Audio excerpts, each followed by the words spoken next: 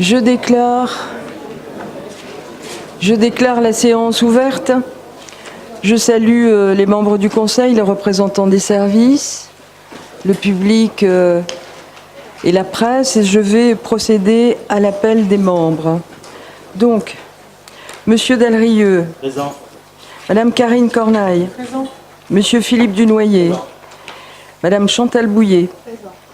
Monsieur Daniel Leroux est absent. Madame Diane Biduyer. Présent. Madame Françoise Suvet. Présent. Monsieur Dominique Simonet. Madame Anne-Christine Chimenti. Monsieur Marc Zézel. Madame Patricia Van Rijswijk est absente et donne procuration à Monsieur Jean-Pierre Delrieux. Monsieur Nicolas Vignol. Madame Marie-Noëlle Lopez. Monsieur Tristan Déric. Madame Liliane Kondoumi. Madame Janine Bajon. Madame Lorraine Cassagne est absente et donne procuration à Madame Janine Bajon. Monsieur Patrick Sens. Monsieur Mancel est absent et donne procuration à Madame Karine Cornaille. Monsieur Henri Willemont. Madame Christine Bellé. Monsieur Kali Moussou-Moussou. Monsieur Christophe Chevillon. Madame Martine Lagneau. Monsieur Christophe Aubled. Madame Sam Kaji. Et pas là, Sam, absente. Madame Valérie Larocque. Monsieur Pierre Ferbanque. Monsieur Marc Deschamps. Monsieur Christophe Delessert. Madame Karine Destour. Madame Twilogona O'Connor. Monsieur Alexandre Machefoul. Madame Germaine Newedou. Elle est absente. Madame Charlène Soerip. Monsieur Mathieu Wanema est absent et donne procuration à Madame Annie Kaizé. Madame Annie Kaizé. Monsieur André Wameau. D'accord. Monsieur Jean-Claude Briot. Madame Isabelle Lafleur est absente. Madame Francine Bénet est absente et donne procuration à Madame Corfanti. Monsieur Jonas Taoufi-Fenoua est absent et donne procuration à Madame Barbier-Pantoni. Monsieur Gilles Oukéoué est absent. Monsieur Gaël Yano est absent. Madame Marie-Jo Barbier-Pantoni. Monsieur Charles-Éric est absent. Monsieur Philippe Blaise, absent. Madame Félicia Ballanger. Madame Isabelle Chamorro. Madame Sonia Bacchès est absente. Oui, elle avait donné procuration à Madame Lafleur, mais Madame Lafleur n'est pas là, va peut-être arriver plus tard.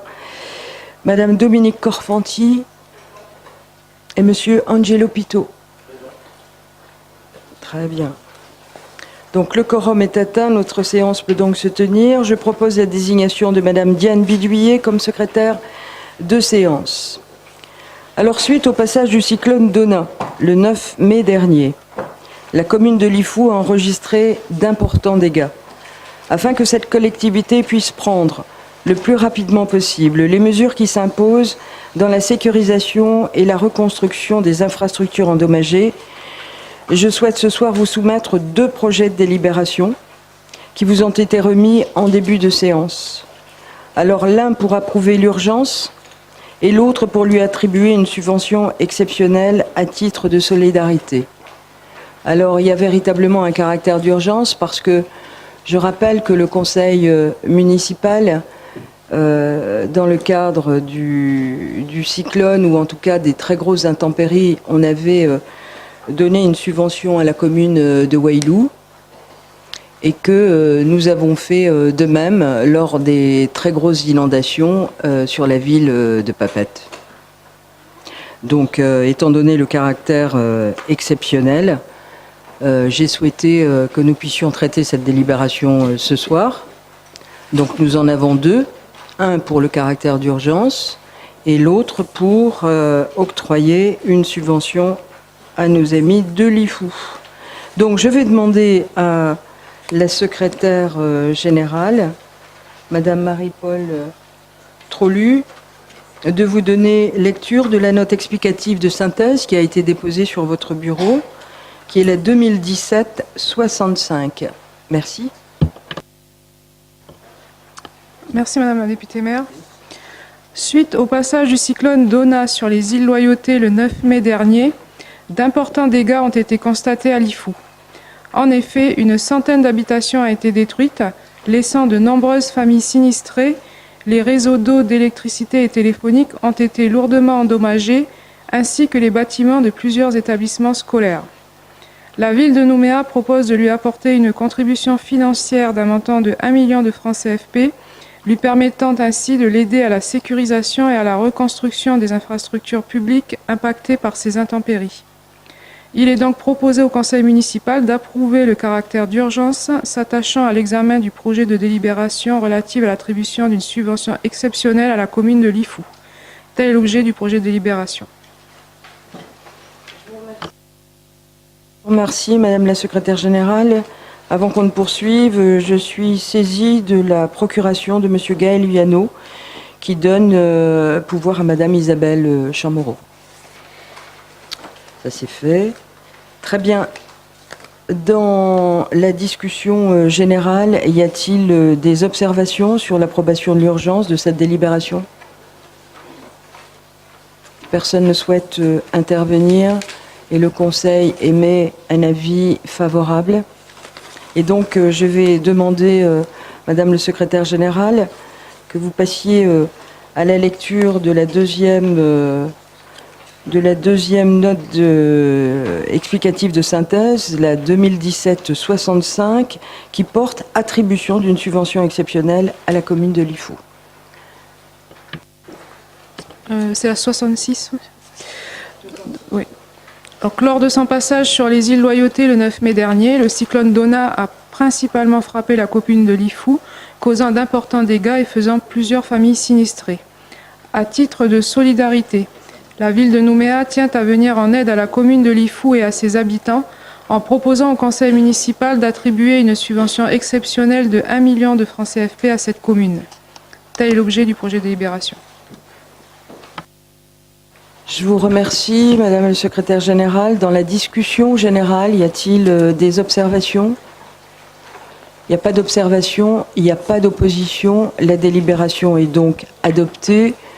Donc, nous enverrons dès demain une lettre à la mairie de Lifou pour à la fois leur donner cette subvention et dire que cette subvention a fait l'unanimité du conseil municipal de la ville de Nouméa.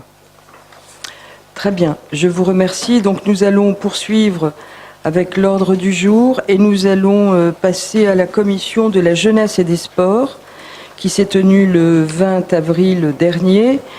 Et nous allons prendre la note explicative de synthèse 2017-48 qui est relative à l'attribution de subventions à divers groupements et associations à caractère sportif pour l'année 2017. Et je vais passer la parole à Monsieur Henri Willemot. Merci Madame la députée maire. Sur les articles 1 à 3 du projet de délibération, pas d'observation ni d'opposition. Avis favorable de la commission à l'unanimité. Merci Monsieur Willemot. Dans la discussion générale, y a-t-il des observations sur ces subventions? Il n'y a pas d'observation, il n'y a pas d'opposition non plus. La délibération est adoptée et Madame Isabelle Lafleur est arrivée et donc vous avez la procuration de Madame Sonia Baquès. Très bien. Donc nous allons passer maintenant à la commission de l'administration générale. Et le premier point est la note explicative de synthèse 2017-49 qui est relative à la signature d'un avenant à la convention de prestation de services conclue avec la Nouvelle-Calédonie pour l'organisation de sélections professionnelles en application de la loi du pays 2016-18 du 19 décembre 2016 relative à la résorption de l'emploi précaire dans les fonctions publiques de Nouvelle-Calédonie. Monsieur Sens, c'est à vous. Merci Madame la députée maire. Monsieur Mancel demande le nombre de postes par catégorie qui seront ouverts par la collectivité à l'intégration d'agents contractuels dans la fonction publique. Le secrétaire général lui indique que 119 contractuels remplissent aujourd'hui les critères d'intégration sur les 4 prochaines années. Elle ajoute que 49 personnels contractuels sont potentiellement intégrables en 2017, dont 4 agents de catégorie A, 41 de catégorie B et 4 de catégorie C. Elle précise que la campagne d'intégration s'ouvre le 2 mai. Sur les articles 1 à 4 du projet de délibération, pas d'observation ni d'opposition. Avis favorable de la commission à l'unanimité. Bien, je vous remercie, Monsieur Sens. Alors, avant d'ouvrir la discussion générale, je souhaite rectifier le compte-rendu de la commission. 49 personnels contractuels sont bien potentiellement intégrables en 2017, mais la répartition par catégorie a été ajustée du fait du recul de la date de prise en compte des candidatures. C'est le 2 juin au lieu du 2 mai, dont nous avons eu connaissance postérieurement à la commission. Ainsi, il s'agit de 4 agents de catégorie A, 15 agents de catégorie B et non 41, et 30 agents de catégorie C au lieu de 4. Dans la discussion générale, y a-t-il des observations ? Il n'y a pas d'observation, il n'y a pas d'opposition non plus, la délibération est adoptée. Donc nous allons maintenant prendre la 2017-50 qui est relative à la modification de la délibération numéro 85-168 du 19 septembre 1985 relative à l'exercice du droit syndical dans les services municipaux. Allons-y, monsieur. Le secrétaire général adjoint confirme à M. Mancel la prochaine mise en place d'un comité technique paritaire au sein de la Caisse des écoles et par voie de conséquence d'une prochaine délibération de son comité relative à l'exercice du droit syndical.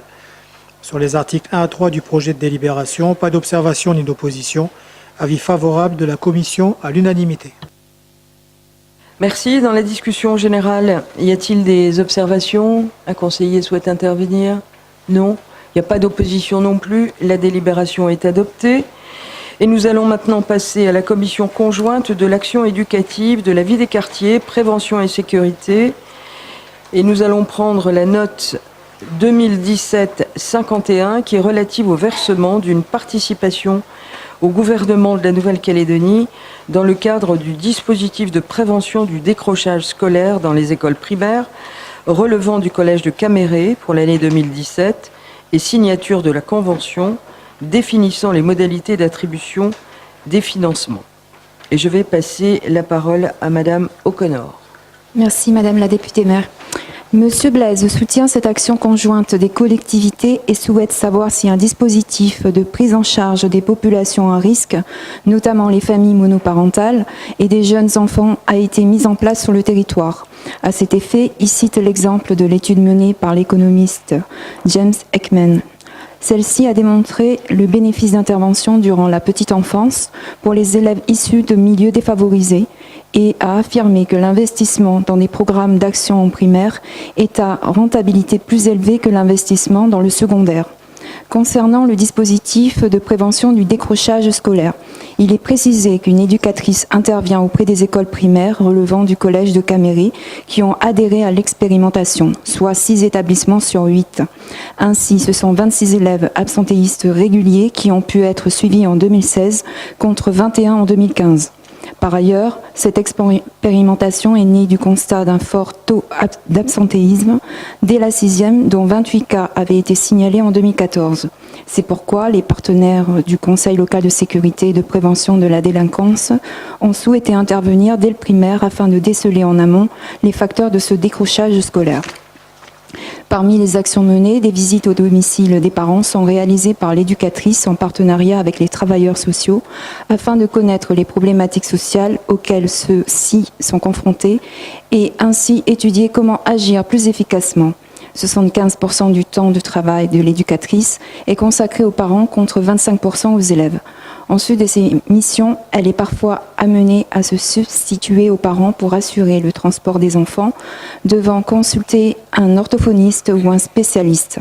En conclusion, cette expérimentation ayant obtenu de bons résultats, elle gagnerait à être étendue à d'autres établissements scolaires rencontrant les mêmes problèmes. À titre complémentaire, le directeur de la politique de la ville indique que plus de 600 jeunes calédoniens par an quittent prématurément le dispositif de formation initiale sans qualification, diplôme ou certification. Qui plus est, 40% des demandeurs d'emploi sont âgés de moins de 30 ans. Pour favoriser l'insertion sociale et lutter contre la délinquance, la ville de Nouméa a renforcé son équipe d'éducateurs de rue. Depuis 2016, l'équipe est constituée de 14 agents contre 9 en 2014, répartis sur 5 secteurs, dont 5 interviennent auprès de la population âgée de 14 à 18 ans et au sein des collèges. Ainsi, ce sont 522 jeunes volontaires qui sont actuellement suivis en milieu ouvert par des éducateurs de rue du service vie des quartiers sur la commune. À cela s'ajoute le dispositif expérimental de décrochage scolaire à l'école Edmond Desbrosses, qui résulte d'un travail de concertation entre les collectivités avec un financement collectif des actions de prévention de la délinquance dès le primaire. Le but est de réduire le phénomène de déscolarisation dès le passage entre le CM2 et la 6e. Toutefois, cette transversalité doit également se tisser avec les différents acteurs. La communauté éducative, les bailleurs sociaux et le tissu associatif permettant de développer une approche commune et concertée. Madame Cassagne ajoute qu'au-delà de ce dispositif, l'amélioration du bien-être à l'école pourrait pallier le problème de la déscolarisation. En effet, elle indique que les élèves et les enseignants travaillent quotidiennement dans des conditions difficiles. De plus, elle déplore que le système éducatif calédonien n'intègre pas suffisamment les spécificités du pays ou de projets éducatifs centrés sur le bien-être de l'enfant et des enseignants. Toutefois, elle précise que la province Sud s'est orientée vers cette démarche en mettant en place des programmes de communication et de bien-être à destination des enfants et du corps enseignant. L'objectif de ces programmes est de leur redonner l'envie d'aller à l'école. En outre, elle considère que le dispositif scolaire doit contribuer à rendre un cadre aux élèves et leur apporter les outils nécessaires pour éviter qu'ils soient en échec. Madame Destour précise que la province Sud agit en matière d'aide sociale à l'enfance et rappelle que tout mineur absentéiste est considéré en danger au regard de l'obligation scolaire fixée par la loi. Ainsi, elle estime qu'un travail doit être mené avec le personnel enseignant qui doit signaler ces faits et qu'il est nécessaire de mettre en place un dispositif de coordination entre l'ensemble des collectivités afin de mener une action mutuelle et organisée pour prévenir tout acte de délinquance lié à la déscolarisation. Le directeur de la politique de la ville ajoute que dans le cadre du plan d'action jeunesse, pour lequel 3,3 millions ont été contractualisés au titre du contrat d'agglomération, une formation sur la communication bienveillante et la communication non violente est prévue dans une dizaine d'écoles primaires. Elle s'adresse principalement aux cantinières, directeurs d'école, corps enseignants et autres personnels intervenant auprès des élèves. Un projet de délibération en ce sens sera présenté lors d'une prochaine séance du conseil municipal. À la question de M. Chevillon, il est répondu que, bien que n'étant pas signataire de la convention de financement, l'État participe à ce dispositif dans le cadre du contrat d'agglomération. Sur les articles 1 à 4 du projet de délibération, pas d'observation ni d'opposition. Avis favorable de la commission à l'unanimité. Bien, je vous remercie, Madame O'Connor. Dans la discussion générale, quelqu'un souhaite intervenir? Pas d'intervention, pas d'opposition non plus. La délibération est adoptée. Et nous allons prendre la 2017-52, qui est relative au versement d'une participation au gouvernement de la Nouvelle-Calédonie pour le dispositif de prévention de la déscolarisation dans les collèges de Nouméa, cette fois, pour l'année 2017 et signature de la convention fixant les modalités d'attribution. Et on poursuit, Madame O'Connor, s'il vous plaît. Il est précisé qu'en 2016, 248 collégiens ont bénéficié d'un suivi par ce dispositif. 55 cas de déscolarisation ont été signalés, dont 42 au service de la protection de l'enfance et 13 au procureur de la République pour enfance en danger. Sur les articles 1 à 4 du projet de délibération, pas d'observation ni d'opposition. Avis favorable de la commission à l'unanimité. Merci. Dans la discussion générale, y a-t-il un conseiller qui veut intervenir? Il n'y a pas d'observation? Il n'y a pas d'opposition non plus. La délibération est adoptée. Nous allons maintenant passer à la commission conjointe de l'urbanisme, des transports, de l'intercommunalité, de l'environnement, du développement durable. Et le premier point est la note 2017-53 qui est relative à une convention de répartition du financement des travaux de mise en conformité du poste électrique de Doniambo, préalablement à sa migration en poste public et à sa prise en charge par la société EEC. Et là, c'est Monsieur Chevillon. On y va. Merci Madame la députée maire. Sur les articles 1 à 3 du projet de délibération, pas d'observation ni d'opposition. Avis favorable de la commission à l'unanimité. Merci, Monsieur Chevillon. Dans la discussion générale, quelqu'un souhaite intervenir là encore? Pas d'intervention? Pas d'opposition? La délibération est adoptée. Nous allons prendre la 2017-54, qui est relative à l'autorisation accordée à la députée maire pour signer et présenter à la province Sud la demande d'autorisation relative aux écosystèmes d'intérêt patrimonial dans le cadre des travaux pour la réalisation d'une passerelle cycle piéton et aménagement contigu, voie de dégagement est à Magenta. Il s'agit là de poursuivre la piste cyclable jusqu'à la plage de Magenta. On y va? J'y vais. Madame Suvet indique que ces travaux de busage et de comblement des fossés d'évacuation des eaux pluviales sont destinés à aplanir la zone entre le rond-point du 18 juin et le pont routier afin de prolonger la piste cyclable de Magenta. En réponse à la question de M. Chevillon, Madame Suvet précise que le Code de l'environnement de la province Sud n'impose pas de conditions de superficie minimale des zones soumises à autorisation. Sur les articles 1 à 3 du projet de délibération, pas d'observation ni d'opposition. Avis favorable de la commission à l'unanimité. Merci, Monsieur Chevillon. Dans la discussion générale, y a-t-il des observations? Il n'y a pas d'observation. Il n'y a pas d'opposition non plus. La délibération est adoptée. Monsieur Chevillon, nous allons poursuivre avec la 2017-55, qui est relative à un marché sur appel d'offres ouvert pour les travaux de mise en séparatif du réseau d'assainissement de Val-Plaisance Nord. À la demande de la députée maire, il est précisé que les études préalables au lancement des travaux sur la partie sud de Val-Plaisance seront lancées dans le courant de l'année. Concernant le taux de raccordement en équivalent habitant, Madame Suvet indique qu'il serait plus cohérent d'évaluer un prévisionnel à 2018, soit à l'issue des travaux, qu'en indiquant un estimatif à l'achèvement du schéma directeur d'assainissement en 2028. Sur les articles 1 à 5 du projet de délibération, pas d'observation ni d'opposition. Avis favorable de la commission à l'unanimité. Je vous remercie. Dans la discussion générale, y a-t-il des interventions?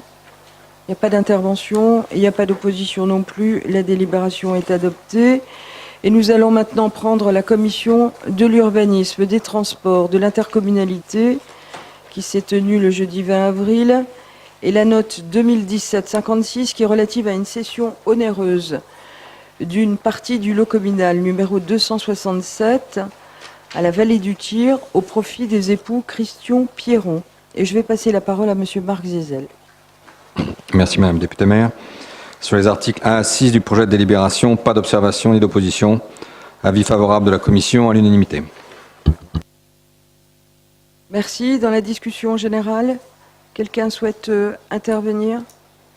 Il n'y a pas d'observation, il n'y a pas d'opposition non plus. La délibération est adoptée. Nous allons prendre monsieur Zézel, la 2017-57, qui est relative à un marché de travaux pour l'aménagement de trottoirs dans les quartiers nord. Rue Émile Henny, à Rivière-Salée.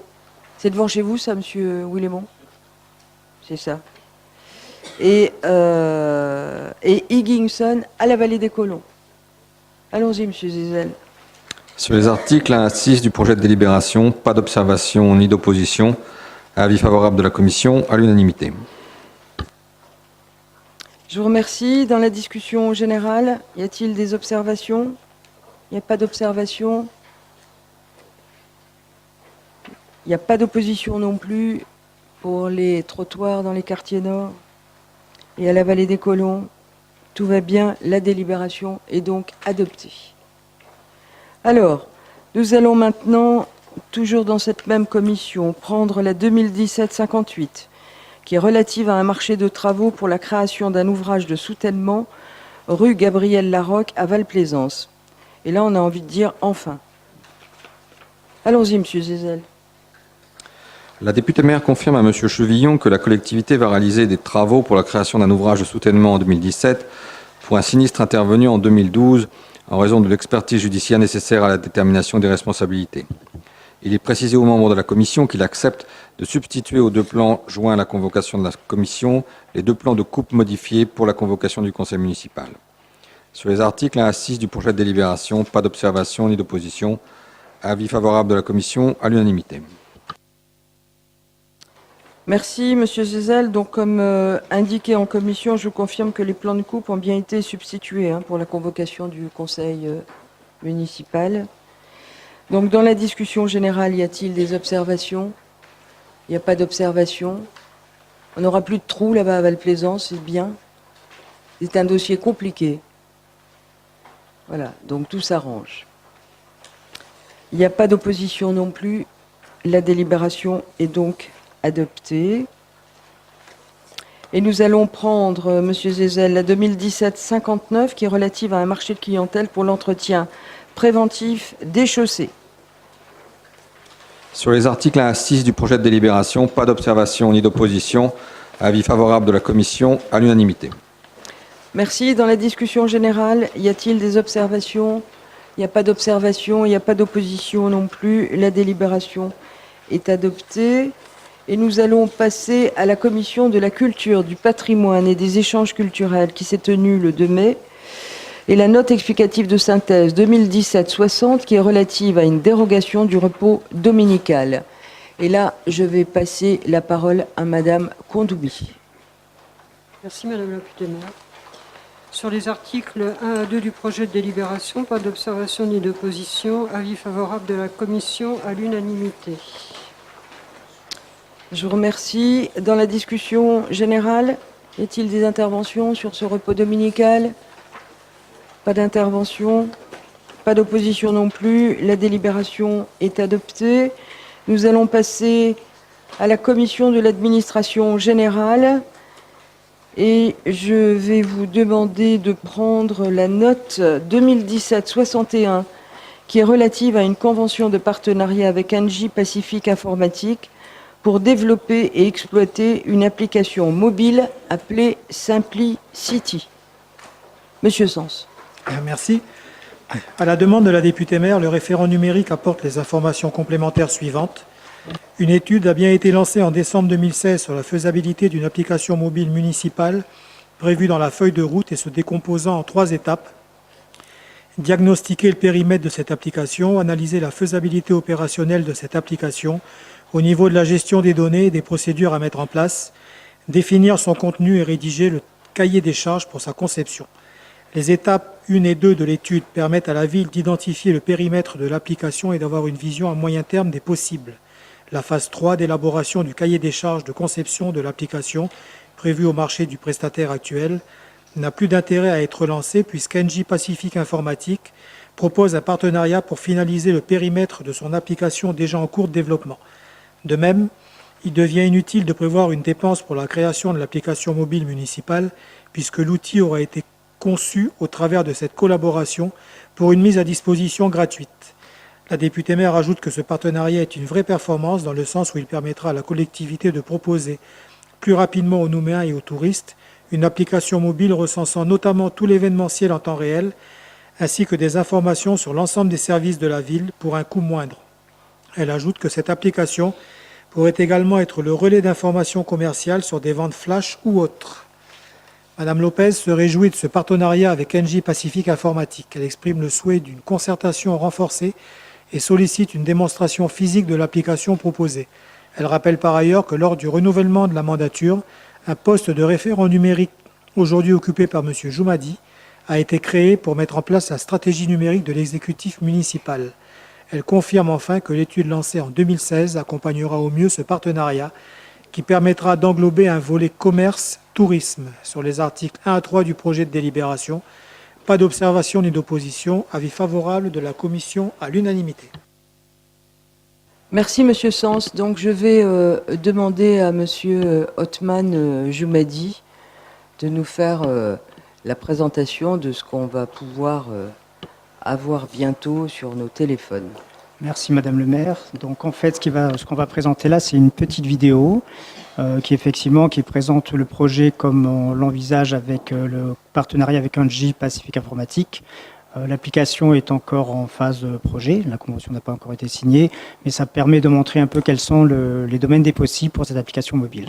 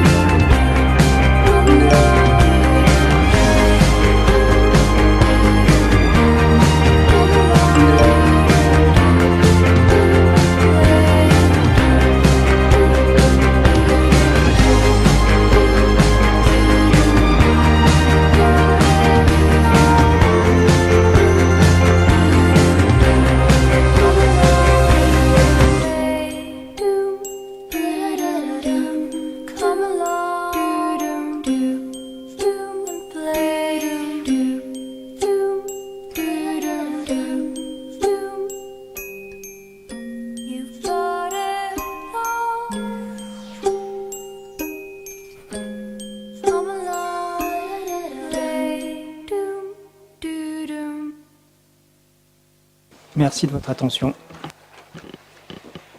Bien.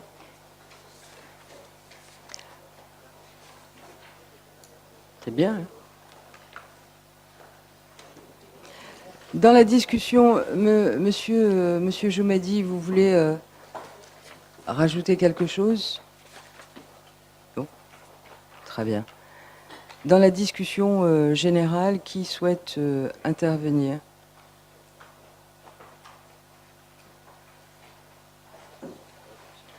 Personne. Très bien. J'imagine que le conseil municipal, de manière unanime, émet un avis favorable.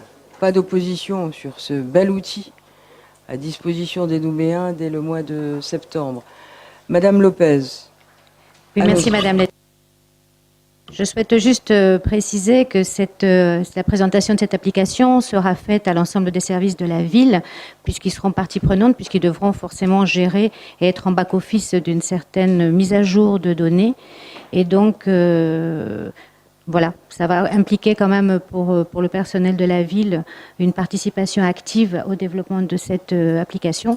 Et j'espère qu'elle nous sera présentée en conseil municipal et qu'on la présentera ensemble en conseil municipal quand elle sera prête. Évidemment, Madame Lopez. la contribution de tout le monde, mais en particulier le service communication, qui devra fournir, en tout cas en ce qui concerne tout l'événementiel de la ville. Mais il y a quelque chose aussi qui peut-être n'a pas été assez développé dans ce petit film, c'est que les citoyens deviennent acteurs aussi. Et qu'ils pourront, sur un fait qui pourra se dérouler dans la ville, aller alerter sur un numéro la police directement pour dire il y a telle chose aussi. Donc ça participe.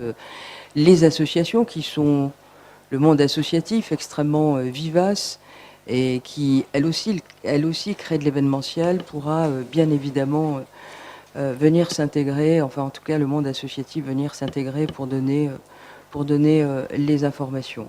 Et puis un autre aspect aussi, c'est concernant tous les travaux de la ville qu'on pourra aussi mettre en ligne, bien évidemment, pour avoir cette véritable proximité avec les Nouméas. Voilà. Donc c'est un beau projet. Très bien. Donc nous allons maintenant prendre la commission de l'urbanisme, des transports, de l'intercommunalité et la note 2017-62 qui est relative à une convention de cofinancement de l'ingénierie de projet avec la Caisse des dépôts et consignations, la CDC, dans le cadre de l'opération d'études sur l'entrée nord de la ville à Nouméa. Et je vais passer la parole à monsieur Marc Zizel. La députée maire précise que la ville de Nouméa a lancé une étude qu'elle a confiée à la CET et pour laquelle la Caisse des dépôts et consignations apporte une contribution financière objet du présent partenariat. Elle ajoute que la collectivité a le souhait de fédérer l'ensemble des acteurs présents sur le site de l'entrée nord de la ville afin d'offrir un espace de qualité aussi bien pour les Nouméens que pour les touristes et croisiéristes. Zone de débarquement des passagers de navires, zone de transit de marchandises, zone de grands flux liés aux activités et axes routiers qui la composent, la ville de Nouméa a souhaité définir une stratégie urbaine afin de donner du sens, imaginer des formes durables de développement et créer une dynamique avec l'ensemble des acteurs présents sur ce site. Elle indique que l'objet de la mission menée par la CET a été de réaliser un diagnostic partagé du territoire avec les acteurs privés et institutionnels qui a ainsi confirmé le potentiel de développement et d'aménagement de l'entrée nord de la ville. Le déménagement du CHT Gaston Bourré, l'arrivée prochaine du néobus, l'aménagement d'un terminal croisière proche du débarquement des paquebots en grande rade et l'ensemble des flux de déplacement présents sur le site sont autant de paramètres à ordonner au sein d'un schéma d'aménagement cohérent et partagé avec les différents propriétaires fonciers. Cette mission a été confiée à Madame Aziza Chaouni, architecte d'origine marocaine de renommée internationale, lauréate de plusieurs concours d'architecture, qui a fait ses études à Harvard et a travaillé notamment avec Monsieur Renzo Piano.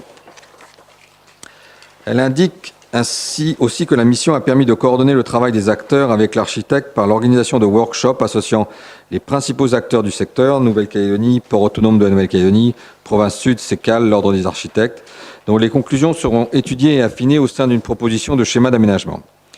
M. Zezel indique avoir participé au workshop avec les autres partenaires pour représenter la ville et précise que l'entraîneur de la ville revêt un caractère stratégique, notamment en raison de la concentration des flux. Il ajoute qu'à contrario, en l'absence de cohérence collective, ce secteur pourrait devenir un nœud en termes de circulation, tant pour Nouméa que son agglomération. Il s'agit de trouver des solutions nouvelles pour transformer une difficulté en opportunité, pour un devenir différent et original. Il précise que cette étude permet à la ville de Nouméa de bénéficier d'un geste architectural ambitieux afin de fédérer les acteurs autour d'un projet commun en vue de créer une véritable entrée de ville pour la commune de Nouméa. Madame Lopez demande dans quel délai cette étude sera rendue. La députée maire lui confirme que l'architecte travaille à l'élaboration d'esquisses sur la base des workshops qui ont eu lieu en mars dernier. Elle ajoute que le projet de schéma d'aménagement sera enrichi des résultats des échanges prévus mi-juillet entre Madame Aziza Chaouni et l'ensemble des acteurs locaux. Madame Corfanti réaffirme le manque d'anticipation sur le devenir du centre hospitalier territorial Gaston Bourré de manière concertée avec l'ensemble des institutions concernées. Elle précise toutefois que la ville avait bien anticipé à travers le lancement d'une étude sur l'entrée nord de la ville sous la précédente mandature dont les conclusions n'ont pas été retenues par la nouvelle majorité. Elle conclut enfin sur le fait que le groupe Union pour la Calédonie dans la France restera attentif aux travaux actuels menés et auxquels participe M. Brio pour les groupes minoritaires. Sur les articles 1 à 3 du projet de délibération, pas d'observation ni d'opposition. Avis favorable de la Commission à l'unanimité. Bien, je vous remercie, Monsieur Zezel. La cellule communication me fait remarquer que Alors, je ne l'ai pas formulé. Y a-t-il des oppositions pour la délibération précédente, pour Simplicity? Je ne l'ai pas formulé comme ça. Mais je vais poser la question pour que la cellule puisse enregistrer. Donc, il n'y a pas d'opposition sur Simplicity. On va le faire comme ça. Bien. Dans la discussion générale sur cette opération, sur cette étude, sur l'entraîneur de Nouméa, y a-t-il des interventions? Il n'y a pas d'intervention. Il n'y a pas d'opposition non plus. La délibération est donc adoptée. Nous allons maintenant prendre la note explicative de synthèse 2017-63 qui est relative à l'approbation du projet de ville du plan d'urbanisme directeur de la ville de Nouméa mis en révision. On y va, Monsieur Zézel. La députée maire rappelle que le plan d'urbanisme directeur a été mis en révision le 30 août 2016. Elle précise que le code de l'urbanisme a été modifié en février 2015 pour rendre possible une mise en révision du PUD afin de prendre en compte le développement de la ville, de son agglomération et d'entreprendre les évolutions de planification apparues nécessaires après 3 années d'application et non plus 5. Obligatoire, la réalisation du projet de ville, précédemment appelé PADD, projet d'aménagement et de développement durable, est adopté en 2010. Elle précise que le projet de ville est l'expression du projet des élus défini dans la feuille de route de la mandature et qu'il définit les grandes orientations voulues pour le développement urbain de Nouméa dans la perspective d'une adoption d'un nouveau PUD fin 2018, début 2019. Elle ajoute que le nouveau projet de ville a pour ambition de faire de Nouméa une capitale attractive et moderne, en phase avec son temps et avec le monde. Ce projet de ville propulse Nouméa dans une dynamique résolument tournée vers l'avenir, un avenir solidaire, responsable et durable, soucieux du bien vivre ensemble et de la qualité de vie des Nouméens dans un environnement naturel préservé. Madame Lopez s'étonne de ne pas avoir été destinataire du projet de ville finalisé alors qu'elle a participé au comité de pilotage. Le directeur de l'urbanisme lui répond que les tout derniers ajustements au document ont été finalisés en fin de semaine dernière. La députée maire invite Madame Lopez à lui faire part de ses éventuelles observations sur le document avant la séance du conseil municipal. Le directeur de l'urbanisme présente ensuite le projet de ville qui met en lumière 6 enjeux majeurs pour Nouméa qui font chacun l'objet d'un volet spécifique dans le projet de ville. Dans le premier enjeu, structurer et organiser son territoire pour développer une ville proche de ses habitants, il s'agira d'affirmer la centralité de Nouméa en développant l'ensemble des fonctions urbaines dans le centre-ville élargi du rond-point Berthelot au quartier latin et de dynamiser les pôles de vie dans les quartiers en redonnant une fonction de proximité ainsi qu'en développant des aménagements et des espaces publics adaptés. Le deuxième enjeu vise à assurer la cohésion sociale pour une ville équitable et conviviale à travers 4 orientations. Favoriser une offre de logement diversifiée et de qualité en adoptant les formes urbaines en adéquation avec notamment la morphologie des différents quartiers de la ville. Réduire les inégalités socio-spatiales en assurant une meilleure répartition des logements neufs en tenant compte de la réalité sociale et du niveau d'équipement de chaque quartier. Développer la qualité résidentielle par un bâti intégré dans son environnement pour préserver le patrimoine et permettre la réhabilitation des logements dégradés et la rénovation des façades. Améliorer la qualité de vie à travers notamment le développement du confort urbain. Dans le troisième enjeu, qui consiste à conforter le rayonnement de Nouméa pour une ville dynamique et attractive, il s'agira de soutenir les secteurs économiques traditionnels de la commune et promouvoir l'émergence de filières innovantes, structurer l'offre économique de la zone de Ducos tout en permettant l'émergence de zones multifonctionnelles et de services à proximité des entreprises, affirmer Nouméa comme le pôle tertiaire de l'agglomération, accompagner un développement touristique cohérent à l'appui des activités de croisière en autorisant la mixité urbaine, en structurant l'entrée nord du centre-ville. Le quatrième enjeu, imaginer un nouveau modèle de déplacement pour une ville plus accessible et mobile à travers les orientations suivantes. Fluidifier le trafic et aménager un partage de la voirie, développer le transport en commun et favoriser la multimodalité, encourager les modes de déplacement actifs, moderniser l'offre de stationnement en ajustant les obligations de stationnement. Dans le cinquième enjeu, développer la qualité environnementale pour une ville performante, respectueuse de sa nature et durable, les principales orientations suivantes ont été identifiées. Favoriser la biodiversité et la nature en ville, protéger le patrimoine naturel et paysager en développant la trame verte urbaine, en préservant et valorisant les poumons verts dans la ville, valoriser les 160 km de littoral, la ville faisant de son littoral un atout majeur de son développement, améliorer la gestion de l'eau, de l'assainissement et des déchets et viser la maîtrise de la demande en énergie. Le sixième enjeu, permettre un renouvellement urbain en se focalisant sur des grands projets novateurs, se traduira par de nombreux projets urbains dont l'entrée nord de la ville, le parc urbain de la baie de Sainte-Marie, le centre aquatique de Magenta. Madame Corfanti souligne l'absence de l'adjoint au maire chargé de l'urbanisme pour répondre aux questions sur ce document majeur et espère qu'il sera présent lors du conseil municipal au cours duquel ce dossier sera discuté. La députée maire lui répond que l'adjoint du secteur est hors du territoire pour la commission et le conseil municipal. Madame Corfanti indique qu'elle aurait souhaité, pour une meilleure compréhension et lisibilité, un parallèle entre le PADD et le projet de ville afin d'identifier les nouveautés. Le directeur de l'urbanisme lui répond que le PADD adopté en 2010 visait à dessiner le Nouméa de 2025 en 4 grands territoires urbains et un territoire naturel. Un territoire d'habitat en développant les centres de quartier, le centre-ville avec un périmètre dessiné, un territoire industriel et artisanal, un territoire de tourisme et de loisirs. Il rappelle que le PADD de 2010 repose sur la notion de compromis, la ville durable comme un compromis entre les exigences économiques, sociales et environnementales élaborées dans la perspective que la commune atteigne une population évaluée à 140 000 habitants en 2025. Il ajoute que le projet de ville aujourd'hui vise, à travers les enjeux énoncés supra, à proposer une ville durable pour une population de 110 000 habitants à l'horizon 2030. Au-delà d'une évolution démographique plus faible que prévue en raison du développement de l'agglomération, M. Zézel souligne que l'un des objectifs du projet de ville vise à mettre en valeur les spécificités de Nouméa pour un aménagement complémentaire et harmonieux au sein de l'agglomération, en lien notamment avec le transport en commun en site propre. Il ajoute que l'ambition de Nouméa est toujours présente, mais tient compte de cette réalité qui n'existait pas en 2010. Sur les articles 1 à 3 du projet de délibération, le groupe Union pour la Calédonie dans la France, représenté par Mme Corfanti, réserve son avis pour la séance publique. Avis favorable de la Commission à l'unanimité. Bien, je vous remercie, Monsieur Zézel.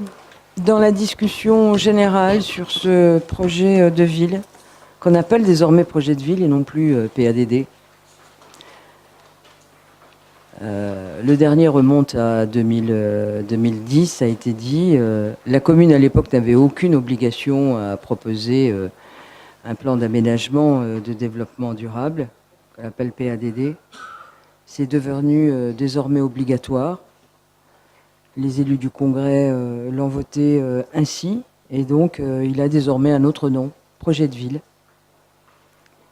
Voilà, il traduit globalement la philosophie du futur développement de la ville, comment l'exécutif voit le développement, et c'est une nécessité à la veille de la révision, on est entré en révision du PUD, qui traduira de manière réglementaire ce projet de ville. Je crois qu'il était important d'ailleurs de le faire parce que une ville ça bouge, une ville ça mute, une ville ça se développe et que les choses ne sont jamais figées. Voilà. Est-ce que quelqu'un souhaite intervenir dans la discussion générale? Il n'y a pas. Monsieur Briot. Merci Madame la députée maire. Vous avez bien voulu m'associer à des réunions de réflexion sur ce sujet et je vous en remercie. D'une manière générale, je dirais que l'économie globale de cet avenant appelle de ma part 2 types d'observations. Une adhésion à des évolutions de bon sens, d'adaptation aux réalités physiques et économiques de la transformation de la ville, d'idées nouvelles conformes aux perspectives que nous avions d'ailleurs adoptées ensemble dans le projet Nouméa 2025. Et puis mon opposition à des aménagements ciblés dont je ne conteste pas la légitimité majoritaire, mais que j'estime contraire au devenir harmonieux de la ville tel que nous le concevions. Dans les grands axes du chapitre « Ville de proximité », nous n'avons pas de divergence conceptuelle. Il en va de même dans le Nouméa solidaire et responsable, et la libération des hauteurs que nous avions adoptées en 2010, plus tard dans le plan d'urbanisme, sur la zone dite ZAC-Ferry, ainsi que sur l'ensemble du centre-ville, quartier latin compris, correspond bien à la volonté de reconquérir ces espaces, notamment par du logement, et notamment pour les jeunes ménages, en priorité sur le front de mer Ferry. Pour ce qui concerne le paragraphe « La ville connectée », j'invite l'exécutif à recenser avec l'Office des Postes, et le président siège parmi nous, la desserte des quartiers de Nouméa par la fibre optique, dont plusieurs nouvelles constructions. L'annonce est faite d'un délai de raccordement à une ligne entre 3 et 6 mois. Nous avons donc des progrès à solliciter pour développer une ville plus intelligente et notamment mieux raccordée à l'Internet. S'agissant de la préservation du patrimoine, je souligne à l'exécutif le classement de la première vallée du Tir en zone patrimoniale, quartier patrimonial dont les principes de respect des styles colonial, art déco et pénitentiaire sont très stricts. Je vous invite à prendre en main l'accompagnement de cette richesse par les aménagements publics et la signalétique. Pour ce qui est du développement touristique, dont je salue les propositions d'évolution, notamment par ce qui pourrait se traduire par une augmentation des pourcentages de logements liés aux hébergements touristiques dans toutes les zones touristiques, j'en profite pour insister à nouveau et toujours pour que Nouméa soit éligible à la défiscalisation métropolitaine pour les constructions d'hôtels, et je précise, pour les constructions nouvelles, les rénovations étant, elles, toujours éligibles. C'est une excellente chose que de prendre en compte les conditions d'accueil des croisiéristes. Nous avions ensemble abordé ce sujet en 2010, notamment pour ce qui concerne un accès digne de Nouméa au centre-ville. Et puisque la ville est administrateur du port autonome, avant tout grand projet, je vous invite à obtenir du port qu'une gare provisoire soit mise à la disposition des malheureux visiteurs qui débarquent dans la Grande Rade au milieu des conteneurs, au soleil comme sous la pluie, au soleil et sous la pluie, comme dit la chanson. Adapter les règles de stationnement aux nouveaux modes de déplacement est un progrès, tout comme les emplacements réservés aux deux roues que vous avez initiés, et je vous en remercie, vous et moi pratiquons le deux roues. Enfin, vous peut-être un peu moins que moi maintenant. La végétalisation que vous prenez doit s'accompagner de la possibilité de planter sur les trottoirs lorsque les réseaux le permettent. Je vous rappelle que les plantations sont interdites à Nouméa sur les trottoirs, en s'inspirant de ce que nous pouvons voir dans les deux grands pays voisins, l'Australie et la Nouvelle-Zélande.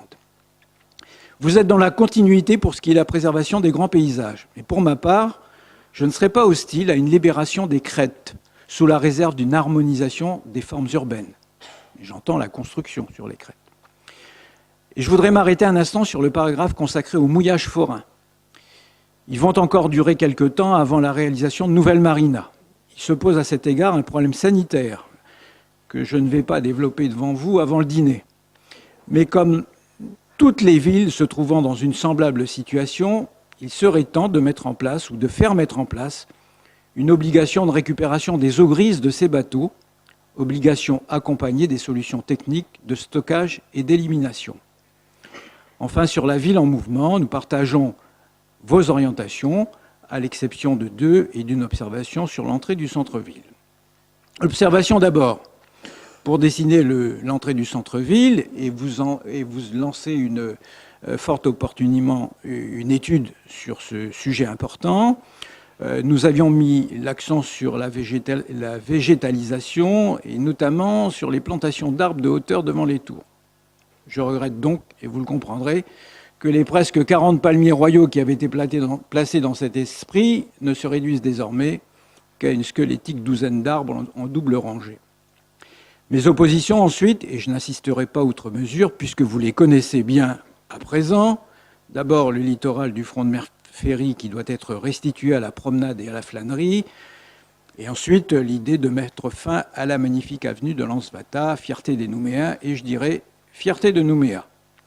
Globalement, et hors ces deux oppositions de notre part, de ma part en particulier, je partage d'autant mieux vos propositions qu'elles s'inscrivent, à mon sens bien sûr, dans la philosophie du PADD de 2010. Rien d'étonnant d'ailleurs à cela. Il y a 4 ans, je le rappelais, nous avions ensemble discuté de ce sujet et cette fois-ci, nous approuvons donc le projet qui nous est soumis. Nous le ferons tout à l'heure au vote de la délibération avec les réserves exprimées et je vous remercie de m'avoir écouté. Bien, je vous remercie, Monsieur Briot. En 2010, quand nous étions là sur les bancs de l'opposition, nous avions voté le PADD. J'avais eu l'occasion de m'exprimer longuement et j'avais par là même salué un certain nombre d'actions qui nous convenaient parfaitement. Et puis il y en avait d'autres sur lesquelles on n'était pas en phase, mais nous avions, avec mon groupe à l'époque, voté de manière tout à fait satisfaisante, à quelques détails près, je viens de le dire, ce PADD. Donc je vous remercie, Monsieur Boyot. Je sais que vous avez été ici pendant un certain nombre d'années l'adjoint en charge de l'urbanisme, et que ce PADD, je sais que de 2010, vous y avez très largement participé, parce que vous l'avez, d'après ce que je sais, vous-même pratiquement écrit. Et c'était un document assez dense. Alors, je vais vous remercier à double titre, parce que je sais aussi que vous savez qu'une ville, ça bouge. C'est vous qui l'avez dit un soir ici dans ce conseil. Une ville, ça bouge, une ville, ça évolue, et nous devions impérativement faire en sorte que nous harmonisions un certain nombre de zones. Ça s'impose à nous aujourd'hui, parce que tout le monde évolue, et donc nous sommes en plein dedans. Alors je ne vais pas revenir dans les détails, parce que les détails viendront après, dans le PUD, qui fixera réglementairement les normes. Concernant les croisiéristes, je voudrais juste revenir sur un point. Ce point, aujourd'hui, il est important. On a de plus en plus de croisiéristes, et l'horizon d'1 million de croisiéristes d'ici 2020 et un peu plus loin, eh bien, nous oblige à mener pour la ville de Nouméa une vraie réflexion avec les acteurs qui sont partie prenante de l'accueil des croisiéristes. Alors nous avons passé une convention avec la CCI qui gère désormais ce que gérait la commune en termes d'emplacement des bus à l'arrivée, qui gère aussi la gare maritime pour 1 an, avec une convention qu'elle a signée avec le port autonome étant propriétaire de la gare maritime, mais le port autonome étant aussi propriétaire de ce que vous avez dit tout à l'heure, où les croisiéristes arrivaient sous la pluie, au milieu, et au soleil, au milieu des conteneurs. Donc il y a un vaste projet dans le schéma directeur du port qui amènera le port à évoluer là aussi, et à pouvoir accepter de manière décente les croisiéristes d'ici 2 ans, je crois. Alors c'est toujours très long, 2 ans.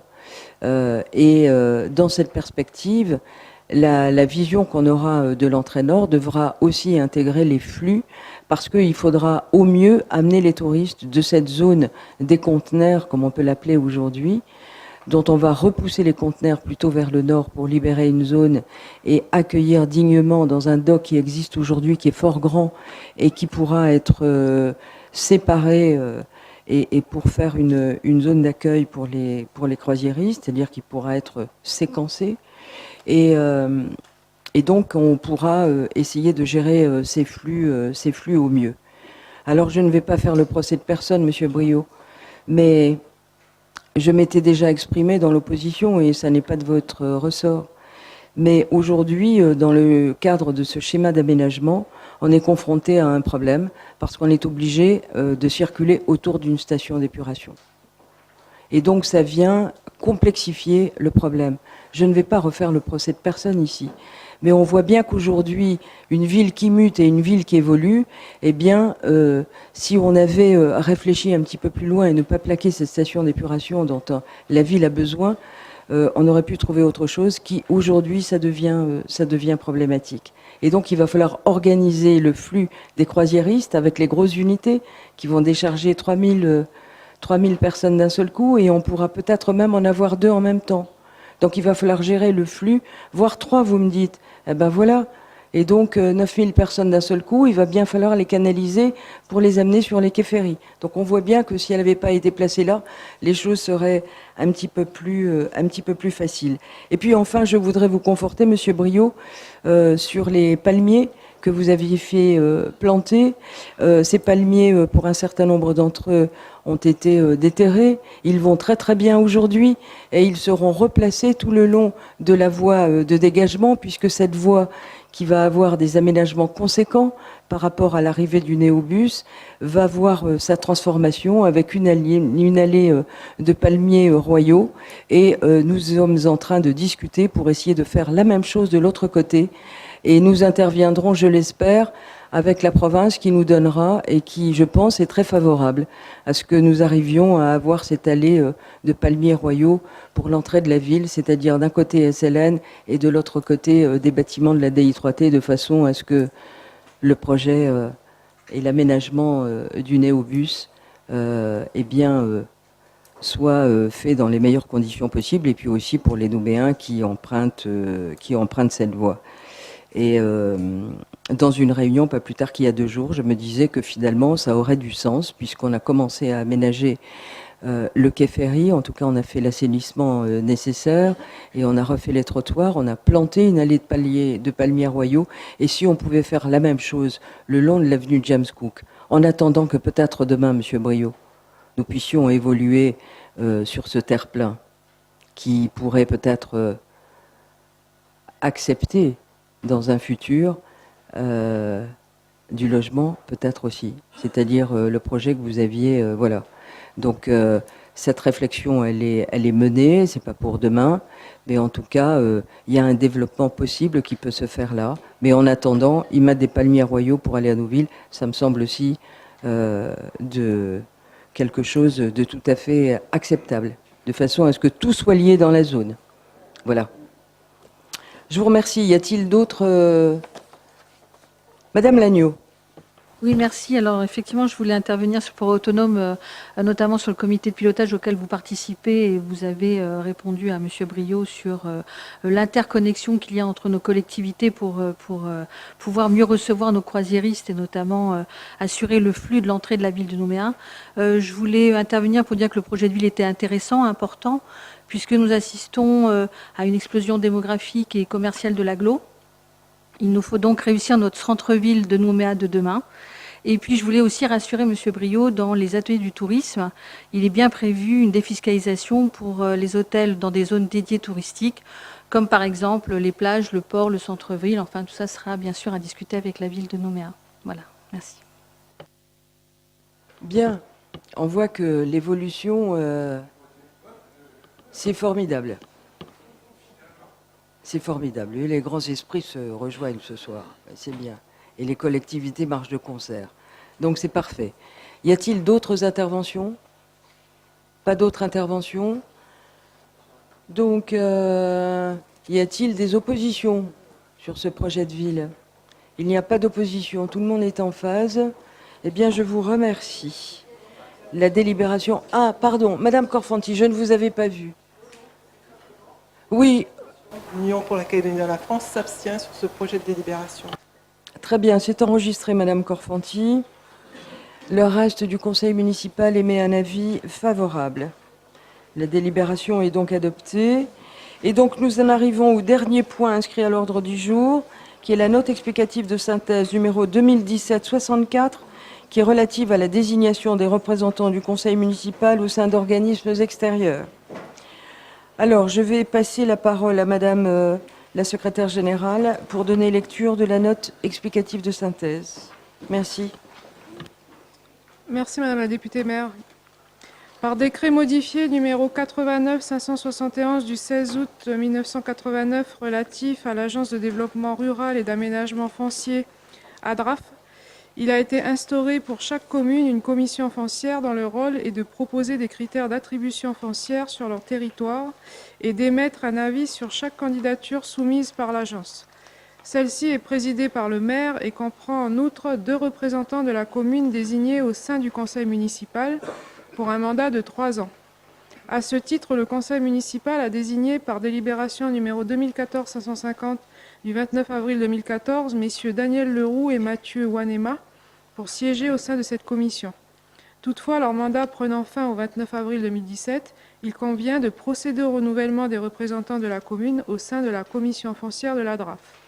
Par ailleurs, le comité syndical du SMTU, syndicat mixte des transports urbains du Grand Nouméa, a adopté par délibération numéro DEL 216-33 du 26 avril 2016 la création d'une commission de soutien à l'activité des entreprises du projet du Néobus, chargée d'instruire toute demande d'indemnisation des professionnels riverains du chantier pour les préjudices subis du fait des travaux du tracé du Néobus. Sont membres de cette commission les maires des communes de Nouméa et de Dimbéa ou leurs représentants. En cas d'absence, ceux-ci doivent être représentés par un suppléant. Il est donc proposé au conseil municipal de désigner un représentant titulaire et un représentant suppléant de la ville de Nouméa pour siéger au sein de cette commission. D'une manière générale, il est voté au scrutin secret toutes les fois que les tiers des membres présents le réclament ou qu'il s'agit de procéder à la nomination ou présentation. Toutefois, conformément à l'article L121-12 du Code des communes de la Nouvelle-Calédonie et à l'article 24 du règlement intérieur, le conseil municipal peut décider à l'unanimité de ne pas procéder au scrutin secret, aux nominations ou aux présentations, sauf dispositions législatives ou réglementaires prévoyant expressément ce mode de scrutin. Considérant qu'aucune disposition législative ou réglementaire ne s'y oppose, il est proposé au conseil municipal de lever préalablement au vote le scrutin secret pour désigner les représentants du conseil municipal au sein de la commission foncière de la DRAF et de la commission de soutien à l'activité des entreprises du SMTU. Tel est l'objet des 3 projets de délibération soumis à votre approbation.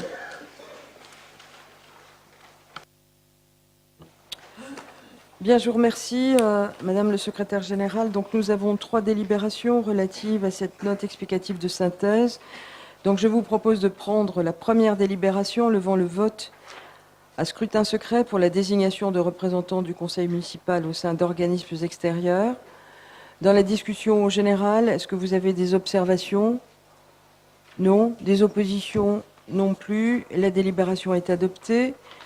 Concernant la deuxième délibération qui est relative à la modification de la délibération modifiée numéro 2014-550 du 29 avril 2014, nommant les représentants de la ville de Nouméa au sein des organismes extérieurs dans divers secteurs, je vous propose pour la commission foncière de l'Agence de développement rural et d'aménagement foncier de reconduire messieurs Daniel Leroux et Mathieu Wanema en tant que titulaires. Dans la discussion générale, y a-t-il des observations? Pas d'observation, pas d'opposition non plus. La délibération est adoptée.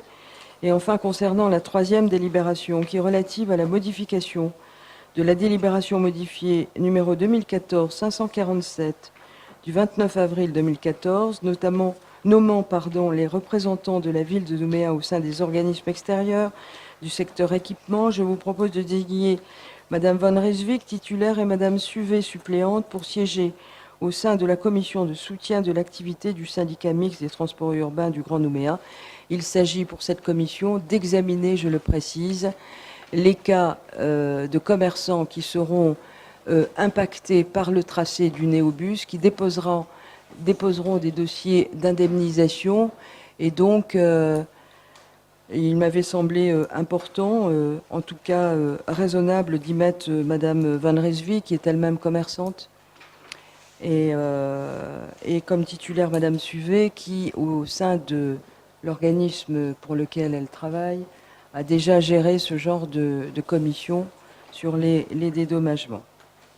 Voilà. Dans la discussion générale, y a-t-il des observations? Il n'y a pas d'observation, il n'y a pas d'opposition. La délibération est adoptée.